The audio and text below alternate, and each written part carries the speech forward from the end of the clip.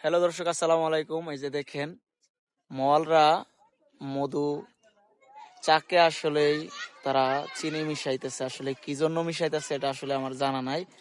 আমি যতটুকু জানি হতে পারে কিছুদিন তারা চিনি দিয়ে হয়তো বা মৌমাছিকে আসলে সংগ্রহ করবে। এই চিনিটা মেশানোর উদ্দেশ্য কি?